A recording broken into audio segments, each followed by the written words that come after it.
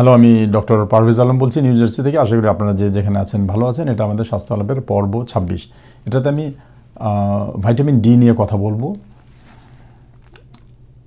Vitamin মানে আমেরিকাতে আর কি ভাইটামিন বলে, বাংলাদেশে ভিটামিন বলতাম আমরা, ইংল্যান্ডেও ভিটামিন বলে। তো যাই হোক, এটা ভাইটামিন দুইটাই আমার কথায় আসবে, দুটোই চলবে। ভিটামিন নিয়ে কিন্তু আসলে এখন সারা বিশ্বেই মোটামুটি প্রচুর কনফিউশন, প্রচুর টাকা পয়সা ওয়েস্ট হচ্ছে, অনেক রকম ভুল তথ্য আমরা পাচ্ছি। এবং রুগীদের মধ্যে আমি প্রায় দেখি আমার রুগীদের মধ্যে এটা নিয়ে যথেষ্ট কনফিউশন, এবং তারা প্রায়ই জিজ্ঞেস করে কিন্তু যে আমি কি ভিটামিন খাবো, কতটুকু খাবো কি না, ভিটামিন লেভেল করতে হবে কি না। তো এই নিয়ে কিন্তু নানান জল্পনা কল্পনা এবং যথেষ্ট কনফিউশন বিরাজ করছে রুগীদের মধ্যে, এবং আনফর্চুনেটলি ডাক্তারি মহলে এবং সায়েন্টিস্টদের মধ্যে অনেক রকম বিভেদ আছে এটা নিয়ে কথা। তো আমি কিছু এটা নিয়ে আলাপ করব, যতটুকু কনফিউশন দূর করা যায় এবং কতগুলো তথ্য তুলে ধরবো যে জিনিসগুলো আমরা তো সহজে জানতাম না, বা আমি নিজেও হয়তো অনেক দিন আগে জানতাম, বেশ অনেক দিন আগেই জানলাম, তার আগে জানতাম না। ভিটামিনটা কিন্তু আমেরিকাতে মোটামুটি ভিটামিনটা নিয়ে খুব একটা শোচনীয় একটা পর্যায়ে আছে। এরা এত খাওয়া দাওয়া করছে, এত টাকা পয়সা সব কিছু আছে, কিন্তু তাও ভিটামিন ডেফিসিয়েন্সি হচ্ছে। এটা জেনে খুব আমার কাছে আশ্চর্য লাগলো। একটা সার্ভেতে দেখা গেছে যে 3 বছর ধরে একটা সার্ভে করা হয়েছিল। সেই সার্ভেতে আমেরিকাতে দেখা গেল যে প্রায় 94% লোক এখানে ভাইটামিন ডি পর্যাপ্ত পরিমাণ পাচ্ছে না, এবং 88% লোক ভাইটামিন ই পাচ্ছে না, এবং সেরকমভাবে 52% ম্যাগনেশিয়াম পাচ্ছে না, 44% ক্যালসিয়াম পাচ্ছে না, আর 43% ভাইটামিন এ ঠিকমতো পাচ্ছে না, এবং 38% ভাইটামিন সি পাচ্ছে না। তার মানে ব্যাপারটা খুবই শোচনীয়, কারণ এত কিছু খাওয়ার পরেও যদি ভাইটামিন না পায়, তার মানে হচ্ছেটা কি হচ্ছে, এটা এমটি ক্যালোরি বলে যেটাকে, যে এখানে অধিকাংশ লোকই তার মানে এমটি ক্যালোরিজ খাচ্ছে। এমটি ক্যালোরি বলতে বোঝা যাচ্ছে যে ক্যালোরি পাচ্ছে ঠিকই ফ্যাট থেকে, কার্বোহাইড্রেট থেকে, প্রোটিন থেকে, কিন্তু যেটার মাইক্রোনিউট্রিয়েন্টস যেটাকে বলে, যে ভিটামিনস অ্যান্ড মিনারেলস, এগুলোকে বলে মাইক্রোনিউট্রিয়েন্টস, এগুলো খুব অল্প পরিমাণে শরীরে লাগে, খুব ন্যানোগ্রাম, ন্যানোমিলিমোল এইরকম মাত্রায় এগুলো লাগে শরীরে, কিন্তু এটা শরীরকে বাঁচিয়ে রাখতে, সুস্থ রাখতে এদের কার্য অপরিহার্য। এবং এই ভিটামিনস, মিনারেলস এরা বাইরে থেকে আসতে হবে, খাদ্য থেকে আসতেই হবে। শরীরে এটা পর্যাপ্ত পরিমাণ তৈরি হয় না। প্রথম কথা, কয়েকটা ভিটামিন আমাদের শরীরে তৈরি হয়, একটা যেমন ভিটামিন ডি যেটা বলে সেটা, আর ভিটামিন B3 যেটা নায়াসিন, আর একটা হচ্ছে ভিটামিন B7 বায়োটিন। ওরা দুজন আমাদের শরীরে তৈরি হবে, খুবই পরিমাণ কম। আর ভিটামিন K2 সেটাও একটু প্রডিউস হয় আমাদের শরীরে, আমাদের ইন্টেস্টিনের ভিতরে ব্যাকটেরিয়া দিয়ে, কিন্তু সেগুলো খুবই পরিমাণ কম, তোমার খাদ্য থেকে আসতে হবে। কারণ ভাইটামিন অ্যান্ড মিনারেলস, ভাইটামিনের সংজ্ঞাটাই এরকম যে খুবই কম পরিমাণ লাগবে, কিন্তু এটা বাইরে থেকে আসতে হবে খাদ্য হিসাবে। সেই হিসাবে কিন্তু ভাইটামিন ডিটা, যদিও আমরা সবাই ভাইটামিন ডি বলে জানি, এটাকে সানশাইন ভাইটামিন বলেও জানে, যেহেতু সূর্য থেকে স্কিনে তো তৈরি হয় এটা, কিন্তু এটাকে সানশাইন হরমোন বললেই ভালো, কারণ ভাইটামিন ডি আদতে একটা হরমোন। এই জিনিসটা আপনাদের জানতে হবে, বুঝতে হবে। কারণ অন্যান্য ভাইটামিন নিয়ে যে খেলাধুলা করা যাবে সেটা নিয়ে এটা এইভাবে চিন্তা করা যাবে না ভাইটামিন ডিকে নিয়ে। কারণ ভাইটামিন ডি যে একটা হরমোন, সেটা সায়েন্টিফিক্যালি ওয়েল প্রুভেন, কিন্তু আগে এটা মিসনোমার হয়ে গেছে, ভুলভাবে এটাকে বলা হয় ভাইটামিন বলে, আমরা সবাই বলে আসছি। তো আজকে থেকে জানেন যে এটা একটা ভাইটামিন ডি একটা হলো হরমোন। হরমোনের নিয়ম হলো কি, যে হরমোন মোটামুটি আমাদের শরীরে যথেষ্ট অন্যান্য গ্রুপের অন্য হরমোন আছে, সেটা কোলেস্টেরল থেকে সিনথেসিস হয়। এই ভাইটামিনটাও কোলেস্টেরল থেকে সিনথেসিস হয় আমাদের স্কিনে। এই ভাইটামিনের রিসেপ্টার্স থাকে, হরমোন, এটা একটা হরমোনের যেমন রিসেপ্টার্স থাকে আমাদের শরীরে, পায়ের থেকে মাথা পর্যন্ত অনেক অর্গানেই এই ভাইটামিন ডি এর রিসেপ্টার থাকে, এবং রিসেপ্টারটা খুব স্পেশাল রিসেপ্টার একটা, এটা নিউক্লিয়ার রিসেপ্টার, এটা নিউক্লিয়াসের ভিতরে এই রিসেপ্টার থাকে, খুবই গুরুত্বপূর্ণ কাজ করে এটা। এবং এই ভাইটামিন ডিটা মোটামুটি আমাদের শরীরে কিন্তু খালি আমরা যতটুকু জানেন হাড্ডিটাকে ঠিক রাখে বা মাংস, আমাদের মাসেলসটাকে ঠিক রাখে সেটুকু না, কিন্তু এটা প্রত্যেকটা অর্গানের উপরেই অনেক রকম কাজ আছে, এবং প্রত্যেকটা রিসেপ্টার্স, এই রিসেপ্টার্সগুলো কিন্তু প্রচুর জায়গায় পাওয়া যায়। যেমন খালি হাড্ডি আর মাসেলসেই যে ভাইটামিন ডি রিসেপ্টার পাওয়া যায় তা না, কিন্তু আর কোথায় কোথায় পাওয়া যায় দেখেন কতটা ইম্পর্টেন্ট এটা পাওয়া যায় আমাদের ইন্টেস্টাইনের ভিতরেও পাওয়া যায়। সেটা তো না হয় ক্যালসিয়াম ফসফরাস অ্যাবজর্পশন করার জন্য লাগবেই, তাছাড়া অন্যান্য ইন্টেস্টাইনাল সেলেও পাওয়া যায় এটা। এটা আমাদের স্কিনের কেরাটিনোসাইট যেটাকে বলে, স্কিন সেলসে এপিডার্মিসে, সেখানেও পাওয়া যায়। প্লাসেন্টাতে পাওয়া যায় এটা রিসেপ্টরস, এবং প্লাসেন্টাতে দেখা যায় গর্ভবতী মারা যারা আছেন যাদের, তাদের প্লাসেন্টাতে এটা কিন্তু তৈরিও হয়, মানে ফাইনাল বায়োলজিক্যাল ফর্ম যেটা ক্যালসিট্রিওল, যেটা স্কিনের সাথে তৈরি হয়, তারপরে লিভারে কিডনিতে গিয়ে অ্যাক্টিভেটেড হয়, কিন্তু প্লাসেন্টা নিজেই তৈরি করতে পারে সেটা। এটা আরও আছে ইমিউনোসাইট, যেটা আমাদের ইমিউন সিস্টেম যেটা আছে ম্যাক্রোফেজেস, সেখানেও কিন্তু ক্যালসিয়াম ভাইটামিন ডি রিসেপ্টরস আছে এবং সেখানে তৈরিও হয় আলাদাভাবে। লাংসে দেখা যাচ্ছে ব্রঙ্কিয়াল এপিথিলিয়াম যেটা, সেখানেও কিন্তু এটা তৈরি হয়। ব্রেন সেলসেও কিছুটা আছে, ব্রেন সেলসের কিছু কিছু সেলে ভাইটামিন ডি রিসেপ্টর আছে এবং সেখানে তৈরি হয়। আরেকটা আছে যে প্যানক্রিয়াস, আমাদের প্যানক্রিয়াসের যেটা বিটা সেল যেটা আছে, যেটা ইনসুলিন প্রোডাকশন করে, সেখানেও কিন্তু ভাইটামিন ডি রিসেপ্টরস আছে এবং দেখা গেছে সেখানেও কিছু কিছু ভাইটামিন নিজেরা ওরা প্রডিউস করতে পারে। এখন আরেকটা ব্যাপার যেটা আছে যে তার মানে এটা একটা হরমোন, কিন্তু অতএব এটা নিয়ে মানে খুব সিরিয়াসলি আমাদের চিন্তা করতে হবে। এখন ভাইটামিনের আরেকটা কথা বলি যে লেভেলটা নিয়ে কথা আসে, যে আমরা কি ভাইটামিন লেভেল ব্লাডে দেখবো কি না, কতটুকু কী লেভেল, এই লেভেলটা নিয়েও কিন্তু অনেক রকম কল্পনা আছে, অনেক রকম সন্দেহ আছে। স্টাডিতে কিন্তু সব কিছু প্রমাণ হয়নি যে লেভেলটা বেশি থাকলেই আপনি সুস্থ বেশি, বা লেভেল কম থাকলে আপনি সুস্থ কম, এটা কিন্তু বলা যাবে না। কারণ সাধারণত মোটামুটি আমাদের শরীরে ভাইটামিন তৈরি হয় কিন্তু সূর্য রশ্মির, যেটা আলট্রাভায়োলেট বি রেস, যেটা 290 থেকে 315 ন্যানোমিটার যে ওয়েভলেন্থের, এই রেটা দুপুরবেলা বিশেষ করে সবচেয়ে বেশি হয়। বলে থাকি সাধারণত বেলা 11টার থেকে দুপুর 3টা পর্যন্ত, তবে 12টার দিকে যেটা সবচেয়ে বেশি, যখন আমাদের সূর্য মাথার উপর থাকে, সবচেয়ে কাছে থাকে, সেই সময়কার টাইমটা সবচেয়ে বেশি আলট্রাভায়োলেট বি রে আসে আমাদের স্কিনে, এবং স্কিনে আসলে স্কিনের যে এপিডার্মিস যেটা আছে উপরের লেয়ারটা, এই এপিডার্মাল সেলসের মধ্যে একটা কোলেস্ট্রল প্রোডাক্ট আছে 7-ডিহাইড্রো কোলেস্ট্রল প্রোডাক্ট। সেই 7-ডিহাইড্রো কোলেস্ট্রল ওই রশ্মিটা এসে পড়লে সেটা ফটোসিনথেসিস হয় কিসের, ভিটামিন D3, এবং সেটা ভিটামিন D3টা আবার আমাদের বডি টেম্পারেচারে ভিটামিন D3-তে রূপান্তরিত হয়। এই D3টার আবার বায়োলজিক্যালি অ্যাক্টিভ না, এটা খুব মানে ইনার্ট একটা মলিকুল, এটার অ্যাকশান এখনও শুরু হয়নি। এটাকে অ্যাক্টিভেট করার জন্য দুটো অর্গান আমাদের লাগে, একটা হলো লিভার আর একটা হলো কিডনি। এই দুই জায়গায় এরা অ্যাক্টিভেটেড হয়ে ফাইনালি যে ফর্মটা হয় সেটা হলো 125-ডাইহাইড্রোক্সি কোলিক্যালসিফেরল, সেটার নামটা হলো ক্যালসিট্রিওল। তো এই যে ক্যালসিট্রিওল যেটা, এটা ভিটামিন D3 যেটা অ্যাক্টিভ ফর্ম, সেটা কিন্তু কিডনিতে তৈরি হয়ে তারপরে এটা ব্লাডে চলে যায়। এখন ব্লাডে চলে গেল তারপরে ব্লাডের লেভেলটা মেনটেন করে। কিন্তু মজার ব্যাপার হলো যে ওই অন্যান্য অর্গান যে বললাম কিছুক্ষণ আগে, সেই অর্গানগুলোতে যে লোকালি কিন্তু ক্যালসিট্রিওলটা মানে ফাইনাল ফর্ম যেটা বায়োলজিক্যালি অ্যাক্টিভ, সেটাও কিন্তু অল্প পরিমাণে সেসব অর্গানও নিজেরাই তৈরি করতে পারে। তারা ব্লাডের লেভেলের উপরে ভরসা করবে না, তারা সূর্য মানে ওই কতটুকু খেলেন না খেলেন উপরে ভরসা করবে না, সেই অর্গানগুলো নিজেরাই কিছুটা প্রডিউস করে, তবে সেটা ব্লাডে যাবে না। কিন্তু তার মানে এখানে কিন্তু একটা জিনিস বুঝতে হবে যে আপনাদের ব্লাড লেভেলে কতটুকু আছে সেটার মানেই না যে আপনি খুব সুস্থ হয়ে গেলেন। দেখা গেল যে ব্লাড লেভেলে আছে কিন্তু কোনো কারণে ওই অর্গানগুলোতে কোনো ক্যালসিট্রিওল যেটা ভিটামিন D3 অ্যাক্টিভ ফর্মটা তৈরি হচ্ছে না বা ওখানে কাজ করছে না রিসেপ্টরের জন্য। সুতরাং এটা একটা খুব একটু মানে জটিল ব্যাপার আর কি, যাই পরে আস্তে আস্তে এটার জটলা আমি ছোটাবো আর কি।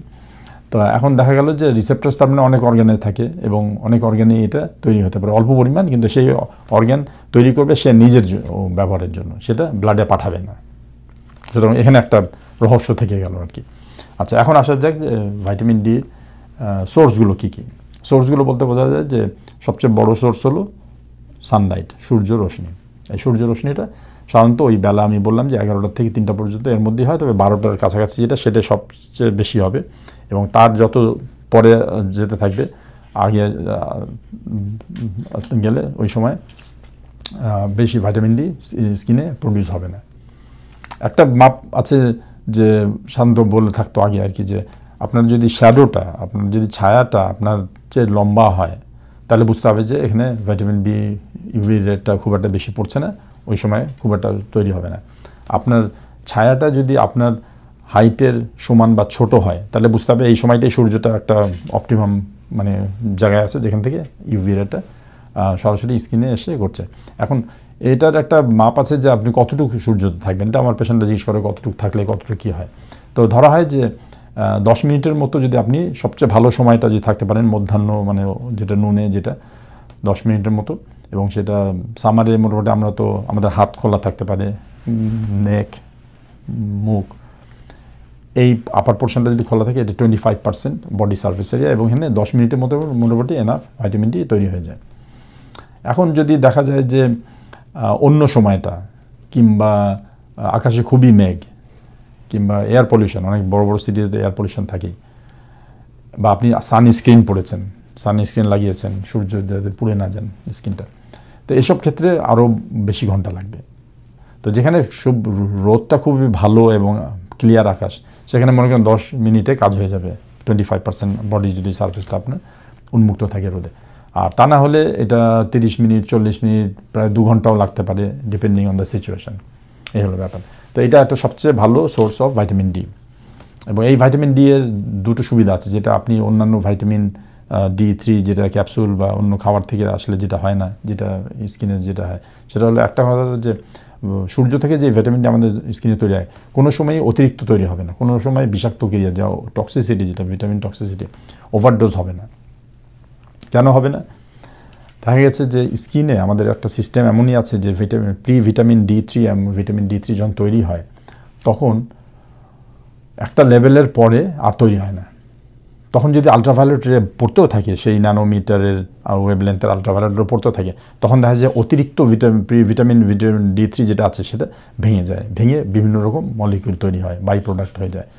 আবার তাদের মধ্যে এক গ্রুপ মলিকিউল আছে, সেটা আবার অ্যান্টি প্রলিফারেটিং অ্যাক্টিভিটি আছে, তার মানে তারা সেল ডিভিশনটাকে কন্ট্রোলে রাখে, তার মানে তাদের অ্যান্টি ক্যান্সার প্রপার্টি একটা আছে। তবে এই জিনিসটা কিন্তু আমরা তো সাপ্লিমেন্ট বা খাবার দেওয়া পাবো না, এটা কিন্তু সূর্য আর স্কিনের মধ্যে রিয়াকশানটা হয়ে এই জিনিসটা হচ্ছে।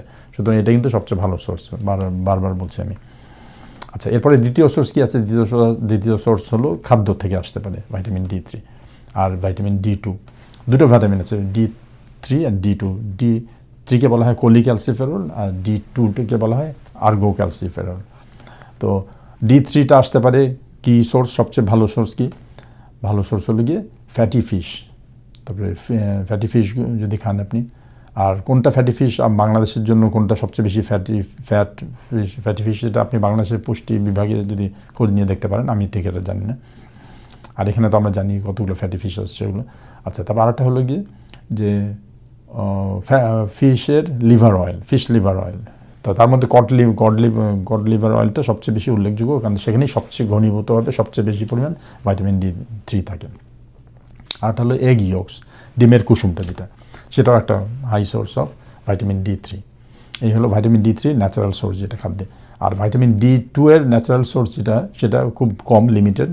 মাশরুম একটা আছে, জাপানিজ একটা মাশরুম আছে, শিটাকি মাশরুম বলে, সেটাতে সবচেয়ে বেশি থাকে। আবার এই মাশরুমকে আপনি যদি কেটে কেটে সূর্যে দিয়ে দেন, ওই সময়টা ইউভি অ্যাবজর্ব করে ওরা ভাইটামিন ডি যতটুকু মাশরুমে ছিল তার জীবদ্দশায়, এই তার মরণের পরে আর কি, আপনি যখন খাবেন ওটাকে সূর্যে রাখলে ওটাতে নাকি ভাইটামিন ডির পরিমাণটা আরও বেড়ে যায়।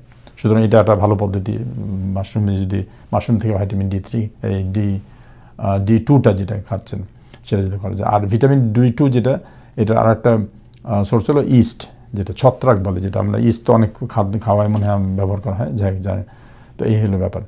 তারপরে ইস্টটা তো আমরা খুব একটা খাই না, তবে মাশরুমটা, একটা এডিবল মাশরুমগুলোতে এটা থাকে, তার মানে এটা D2 কিন্তু। আর তারপরের সোর্স কী হলো, ফর্টিফাইড ফুডস যেগুলো আছে, যেখানে ভিটামিন D3 অ্যাড করা হয় খাবার বানানোর সময় ফুড ইন্ডাস্ট্রিতে, বিদেশে প্রায়ই করা হয়, এবং বিদেশে প্রায় দেখা যায় যে ভাইটামিন ডিটা আমরা এখানে অ্যাড করা হয়। ডেয়ারি প্রোডাক্টস যেটা আছে, মিল্ক, ইয়োগার্ট, চিজ, তারপরে আছে হোল গ্রেনস, সিরিয়ালস, এখানে অ্যাড করা হয়, অরেঞ্জ জুসেও অ্যাড করা হয়। আর তো মোটামুটি এইগুলোতে অ্যাড করা হয়, ভাইটামিন ডি এক্সট্রা দেওয়া হয় যাতে জনগণের মানে পুষ্টিটা মেটে। যেহেতু বিদেশে কিন্তু যে বললাম যে এখানে কিন্তু সূর্যের এক্সপোজারটা খুবই কম হয়, সবাই ইনডোরে থাকে, গাড়িতে থাকে, এসিতে থাকে, অ্যাপার্টমেন্টের ভিতরে থাকলো, বাইরে খুব একটা বেরোনো না। আর এরা যদি বেরোয় ওই সানবাথ করতে চলে যায় সমুদ্রের পাশে, সেটা আবার সানবার্ন হয়ে যায়, সেটা অতিরিক্ত আবার হয়ে যায়। তো এই একটা মানে আজব একটা ঘটনা এখানে হয়।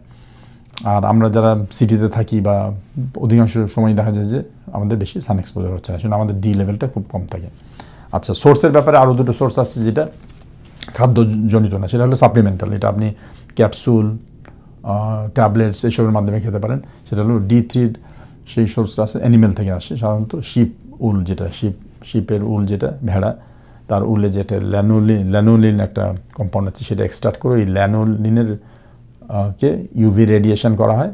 রেডিয়েশন করে সেখানে ওই 7-হাইড্রোক্সি ডাইহাইড্রোকোলেস্টেরল যেটা থাকে সেখান থেকে D3 উৎপন্ন করা হয়। তো এটা হলো অ্যানিমেল সোর্স কিন্তু। আর D2টা আসে এই যে মাশরুম, ইস্ট, এইগুলোকে রেডিয়েশন করে এখান থেকে তৈরি করা হয়। তো মাশরুমকে রেডিয়েশন করলে ওই সূর্যের মতো আর কি ওতে D2টা তৈরি করা হয়। তবে D3 সাপ্লিমেন্টাল ভিগান যেটা বলে, ভেজিটেরিয়ান, পিওর ভেজিটেরিয়ান যারা, মানে পিওর, তাদেরকে ভেগান বলে আর কি, তারা দুধ, মাংস, ডিম কিছুই খাবে না। তাদের জন্য ভিটামিন D3 একটা উপায় আছে, সেটা হলো গিয়ে একটা প্ল্যান্ট, একটা প্রোডাক্ট আছে লাইকেন বলে। সেটা লাইকেনটা আসলে একটা মাশরুমের সাথে আবার অ্যালজি এবং সায়ানোব্যাকটেরিয়াম, ওগুলো মানে জটলাপাড়ায় সিনার্জিস্টিকলি থাকে একসাথে, লাইকেন বলে। ওই লাইকেনটাকে রেডিয়েট করে ভিটামিন D3 পাওয়া যায়। তো এটা ভিগানদের জন্য উপযোগী আর কি। তো যাই, এতগুলো আমি সোর্স বললাম যাতে আপনারা জানেন যে দোকানে বিক্রি হয় বা আপনারা যদি কিনতে যান কোথাও, আপনারা বুঝলেন কোন সোর্স থেকে কী আসলো। এই এতগুলো সোর্স থেকে আসলো ভিটামিন D3 ভালো না ভিটামিন D2 ভালো, এটা নিয়ে বেশ কথা আসে। পেশেন্টরা প্রায় জিজ্ঞেস করে, দোকানে গেলে দেখবেন আপনারা ভিটামিন D3 আছে, D2 আছে, কোনটা নিব। অনেক দিন ধরেই আমরা এটা কনফিউশনে ছিলাম যে আচ্ছা কোনটা নেওয়া যায়, মোটামুটি কাছাকাছি হয় D2 D3 এইভাবেই। তো রিসেন্ট গবেষণায় দেখা যাচ্ছে যে না, D3টাই হলো বেস্ট। তবে আমিও সারা জীবন তাই চিন্তা করতাম যে আমাদের শরীরে যদি সূর্য থেকে বা হাজার হাজার বছর ধরে স্কিনে তৈরি হচ্ছে D3, তো D3টাই তো ভালো হবে, এবং তাই ঠিক D3টা D2 হচ্ছে বেশ ভালো। কী কী ব্যাপারে D3টা ভালো, D2 হচ্ছে একটা হলো যে D3টা মোটামুটি একটু বেশি হায়ার লেভেল, একই ইউনিট যদি আপনি D3 D2 খান, দেখা গেল যে আপনি 1000 ইউনিট বা 2000 ইউনিট খাচ্ছেন, তাহলে D3তে লেভেলটা একটু বেশি থাকে এবং লেভেলটা একটু লঙ্গার পিরিয়ডে থাকে, একটু বেশি দিন ধরে থাকে লেভেল, এটা একটা ব্যাপার আছে। আরটা হলো যে D3 যেটা, সেটা কিন্তু আমাদের ইমিউন সিস্টেমটাকে বেশ ভালো রাখে এবং স্ট্রং করে রাখে। দেখা গেছে যে D3টা যেটা, সেটা কিন্তু মানে অ্যাক্টিভেট করে, স্টিমুলেট করে টাইপ 1 ইন্টারফেরন সিগন্যালিং সিস্টেম। এই ইন্টারফেরন টাইপ 1 সিগন্যালিং সিস্টেমটা মোটামুটি সোজা ভাষায় যে first line of defence bacteria ভাইরাসকে ফাইট করার জন্য, সেটা কিন্তু D3 করে, D2তে দেখা যায়নি। বরঞ্চ D2 এর একটা প্রবলেম হলো যে D2 খেলে দেখা যায় যে আমাদের শরীরে যতটুকু প্রডিউস হচ্ছে D3, যেটা ভালোটা আর কি, D3টা, সেটার লেভেল কমে যায়। এটা ইউনিভার্সিটি অফ সারেতে ইনভেস্টিগেশন ট্রায়াল করে, মানে স্টাডি করে দেখা গেছে যে D2 খেলে, সাপ্লিমেন্ট খেলে আমাদের শরীরে D3 লেভেলটা কমে যায় একটু। তো মানে সেটাও তো ঠিক হলো না আর কি। তো এই আর কি ব্যাপার। সুতরাং D3 D2 এর ব্যাপারে মোটামুটি আমি কনক্লুশন করেছি যে যতটুকু মোটামুটি এখন পর্যন্ত জানা গেছে যে D3টা it's much better than the D2। তার মানে আপনার যদি সাপ্লিমেন্ট খেতেই হয়, D3টা কেনা ভালো, এবং সেটা মোর ন্যাচারাল, আমাদের শরীরের সাথে যাবে, আমাদের শরীরে সেটাই উৎপন্ন হয়, এবং সেটার ইফেক্টটা D2 এর চেয়ে ভালো।